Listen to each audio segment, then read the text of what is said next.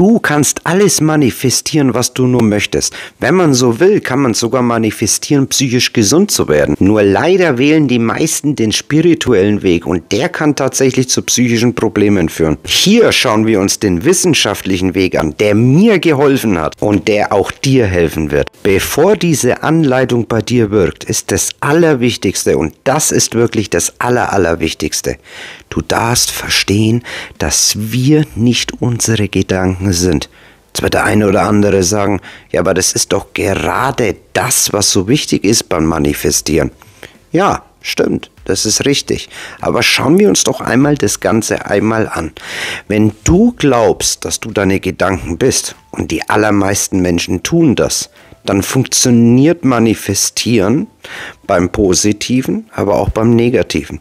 Tja, stell dir einmal vor, du bist von dir überzeugt, du bist deine Gedanken. Und du bekommst öfters aufdringliche Gedanken. Und lass dir eins gesagt sein, jeder Mensch auf dieser Welt hat aufdringliche Gedanken. Jeder. In der Wissenschaft sagt man auch dazu Intrusionen. Das kann zum Beispiel bei einer Person passieren, die öfters in die Kirche geht. Oder einer anderen Person, die dem Islam zugehört, in eine Moschee geht. Und jetzt kommen da aufdringliche Gedanken über Mohammed oder Jesus etc. Wenn diese Person diese Gedanken bekommt, und daran glaubt, sie ist ihre Gedanken, dann manifestiert ihr die Person, wenn man so möchte, Schlechtes an, Negatives an. Und deswegen ist der erste Schritt zu verstehen, dass wir nicht unsere Gedanken sind. Das ist ganz, ganz wichtig. Und die allermeisten verstehen das leider immer noch nicht. Denn sie sagen ja, diese Gedanken sind in mir. Ich sage dir, mein Magen ist auch in mir. Deswegen bin ich er nicht. Wie siehst du das Ganze? Wir haben Gedanken in uns innen drinnen, aber wir sind das Ganze nicht. Beim Manifestieren geht man jetzt davon aus, dass man, wenn man an den Gedanken glaubt, dass wir das dann auch anziehen. Das ist schon richtig, aber wir sind dann auch immer noch nicht unsere Gedanken. Jetzt denkst du dir, jetzt wird mir das alles irgendwie zu viel. Wie meint es eigentlich der Juan? Nun schau, stell dir deine Gedanken als Angebote vor. Du kannst sie dir tatsächlich als Angebote vorstellen. Wenn Menschen zum Beispiel unter Ängsten oder Panikattacken leiden oder auch gar Depressionen, fühlen sie sich ihren Gedanken immer ausgeliefert. Warum? Weil deren Inhalt sehr negativ ist. Die Gedanken schießen einen in den Kopf und man hat so das Gefühl, man verliert die Kontrolle, weil sie so richtig rasen. Tausende von Intrusionen hat man so irgendwie so das Gefühl, schießen in einer Minute nach oben und ich verliere jetzt die Kontrolle. Denn jeder einzelne dieser Gedanken schüttelt in deinen Körper richtige Schockwellen aus, nämlich Adrenalin, das aus deinen Nebennieren ausgeschüttet wird. Und das Ganze haben wir dann in unserem Blut und fühlen uns dann bestätigt, dass die Gedanken wahr sind. Sie sind aber nicht wahr. Das hat einfach nur damit zu tun, dass wir mit diesen Gedanken in diesem Moment fusioniert sind und nicht defusioniert. Wenn du wissen möchtest, was Defusion ist und Fusion der Gedanken, hier oben einmal kurz auf den i, da gibt es dann mehr darüber zu erfahren. Aber kommen wir ganz kurz zurück. Wenn wir die Gabe haben, uns von Gedanken zu defusionieren, das heißt Abstand zu gewinnen, haben wir die Gabe auch mit den Gedanken zu fusionieren. Jeder kennt das. Stell dir einmal vor, du stellst dir irgendwie vor, dass du am Strand liegst und mit einer schönen Frau oder eine Frau mit einem schönen Mann oder umgekehrt bei Homosexuellen, Bisexuellen, ich will dir hier keinen rausnehmen, an irgendeine sexuelle Begierde denkt.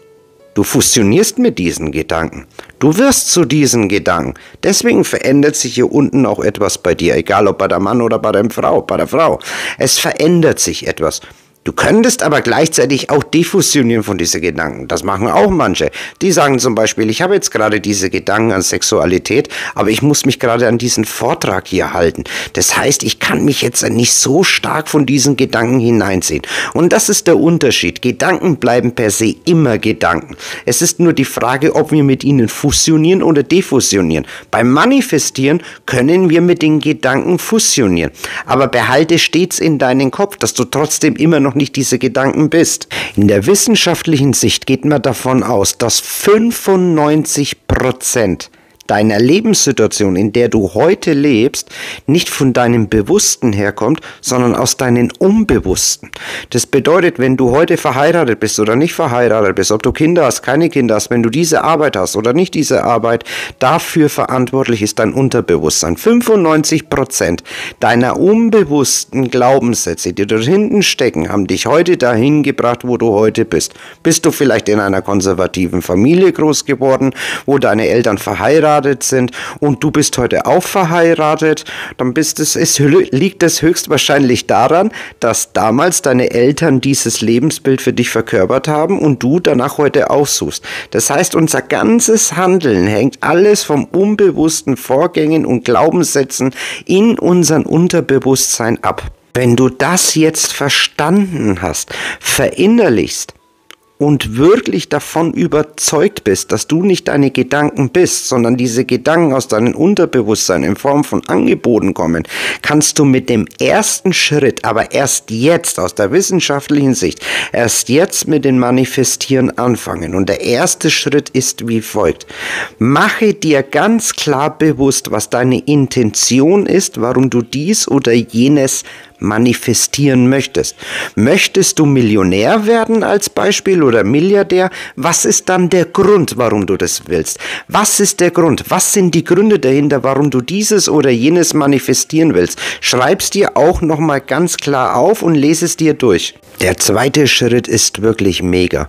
Gehe jetzt in die Dankbarkeit. Sage Danke zu allem, was du hast. Wenn du dankbar bist, bist du einfach sehr viel empfänglicher für die Dinge von außen. Das ist ganz einfach.